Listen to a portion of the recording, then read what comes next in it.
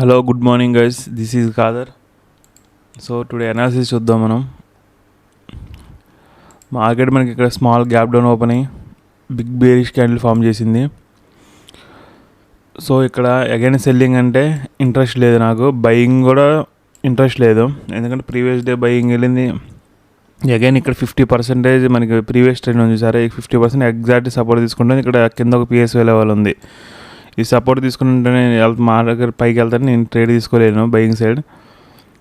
So ఒకవేళ ఇది retracement అనుకుంటే మార్కెట్ గ్యాప్ డౌన్ అయింది, ర్యాండమ్ సెల్లర్స్ వచ్చారు, వాళ్ళు ఎస్ఎల్ సిట్ అని. సో ఈ రెడ్ క్యాండిల్ దగ్గర ట్రేడ్ తీసుకున్నా.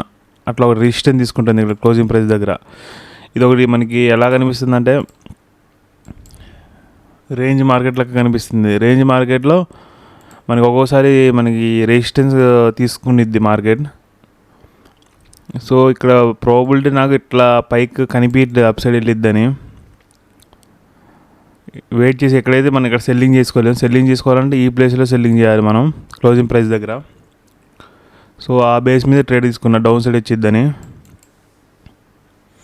ఒకవేళ మనం డైరెక్ట్గా వెళ్తే చార్ట్ రిపీట్ అయ్యిద్ది. మేబీ మార్కెట్ మనకి చార్ట్ రిపీట్ అవ్వకూడదని ఒక మూవ్ అప్ సైడ్ ఇచ్చి ఇక్కడ బయర్స్ని కూర్చోబెట్టి మార్కెట్ అగైన్ నెగిటివ్ వెళ్ళిద్దేమో, అది కూడా ఒక ప్రాబిలిటీ ఉంది. ప్రీవియస్ చూడండి సేమ్ డౌన్ సైడ్ వెళ్ళింది మొత్తం.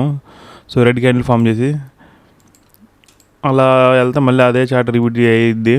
మేబీ ఒక రీట్రేస్మెంట్ అనుకోవచ్చు ఇది. సో వెయిట్ చేద్దాం. గాయస్ మన ఎస్ఎల్ హిట్ అయింది మార్నింగ్. సో ఇక్కడ ఏం చేశారా, ఈ రెడ్ క్యాండిల్లో ఈ బిగ్ క్యాండిల్ దగ్గర మనకి 460 దగ్గర ఎస్ఎల్ హిట్ అయింది. ఇంకో దగ్గర ఒక 13 పాయింట్లు డౌన్ సైడ్ వెళ్ళింది. మనం 60 పాయింట్సే పెట్టుకున్నాం, సరే అయితే నార్మల్ 80 పాయింట్స్. సో ఒకవేళ రాంగ్ అనాలిసిస్ అయితే ఎందుకు పోగొట్టుకోవాలని ఒక 60 పాయింట్స్ దగ్గర పెట్టుకున్నాను నేను. అది దగ్గర ఇంకా అదొకటి 73 పాయింట్స్ దగ్గర నుంచి మార్కెట్ రివర్స్ అయింది. సో మన ఎస్ఎల్ హిట్ అయింది, దెన్ మార్కెట్ రివర్స్ అయింది. ఏం చేద్దాం మనం అనుకున్న డైరెక్షన్లో, కానీ మన ఎంట్రీ రాంగ్ అనమాట. ఇక్కడ క్లోజింగ్ ప్రైస్ దగ్గర తీసుకున్నాం. నేను ఇక్కడ ఏం అబ్జర్వ్ చేశానంటే మార్కెట్ సైడ్ వేస్ మనకి ఒక రేంజ్లో ఉంది కాబట్టి క్లోజింగ్ ప్రైస్ రెసిస్టెన్స్ వర్కౌట్ అయ్యిద్దని నేను ఒకటి బేస్ మీద ట్రేడ్ తీసుకున్నాను. లేకపోతే కొంచెం వెయిట్ చేసేటోడిని, మేబీ రావాలి ఇక్కడ నుంచి అని. ఎందుకంటే నాకు అదే థింకింగ్లో ఉన్నాయి. ఇంకోటి ఏంటంటే నాకు ఈ విక్ ఒకటి మేబీ ఈ విక్ వల్ల పైకి వచ్చిందేమో అనుకుంటాను నేను. అదొక డౌట్ ఉంది నాకు. అప్పుడు తీసుకునేటప్పుడు కూడా నాకు కొంచెం భయం వేస్తుంది. ఇక్కడ విక్ ఉంది, పొరపాటున వెళ్తే ఎలా అప్ సైడ్ అయితే టోటల్ వెళ్ళదు. పొరపాటు మన ఎస్ఎల్ హిట్ చేయడానికి వెళ్తే ఏంది పరిస్థితి అని అనిపించింది.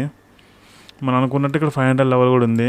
మార్కెట్ మనం తీసుకుంది ఎస్ఎల్ దగ్గర వెళ్ళింది, 60 పాయింట్స్ బ్రేక్ చేసింది, డౌన్ సైడ్ వచ్చింది మార్కెట్. టార్గెట్ హిట్ అయింది మనకి. సో మన వ్యూ కరెక్టే, కానీ రాంగ్ ప్లేస్లో తీసుకున్నాం trade.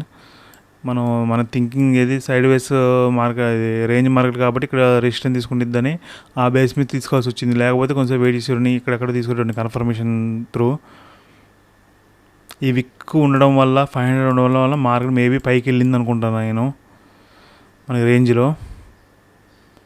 So no problem, view అయితే కరెక్టే ఉంది మంది, కానీ ఎంట్రీలే మన రాంగ్ పడుతుంది. ఎందుకంటే గ్యాప్ డౌన్లో మిగతా వాళ్ళు కూడా ఇక్కడ సెల్లింగ్ చేయడానికి వస్తారు. వాళ్ళ ఎస్ఎల్ సిట్ చేయడానికి మార్కెట్ ఒక అప్ సైడ్ వచ్చిద్ది మూవ్. ఆల్రెడీ రేంజ్లో ఉంది మార్కెట్.